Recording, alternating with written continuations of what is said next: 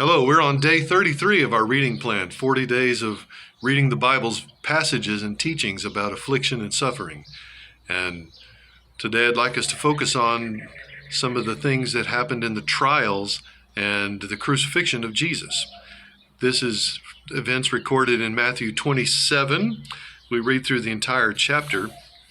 We notice that some of the suffering was brought on by a person, that would be Judas, who brought upon himself the suffering and anguish that eventually ended in his suicide. Some of the suffering is brought on by the evil of the world, and that Jesus was arrested, was taken before councils, before the governor, and the crowd would not relent. They continued to even prefer Barabbas, a known criminal, over Jesus, as far as the customary release of a prisoner goes. And then, by the military, he was mocked. Think about this. They stripped him and dressed him in a scarlet military robe, so they're making fun of him, saying that he's the king. And they twisted together a crown of thorns, and they put it on his head and placed a reed in his right hand, and they knelt down before him and mocked him. "Hail, King of the Jews!" And then they spit on him, and they took the reed and they kept hitting him on the head. When they mocked him, they stripped him of his robe, they put his clothes on him, and they led him away to crucify him.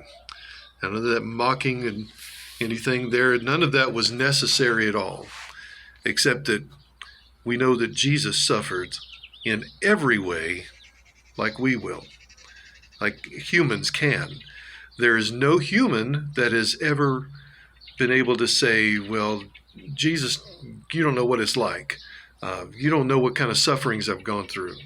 You don't know what kind of insults have been raised against me. You don't know what kind of trouble we've had. Trials, crucifixions, mockings, beatings. Yeah, Jesus knows it all. Betrayals, of course, the Judas. So Jesus does know all about our sorrows and our sufferings and our afflictions. And when we identify with Christ as Christians, we can expect no better treatment from the world that hated him. As we pronounce his name, they're going to hate us as well. So some of these afflictions can be expected from the world that is opposed to God's rule and authority. Be blessed.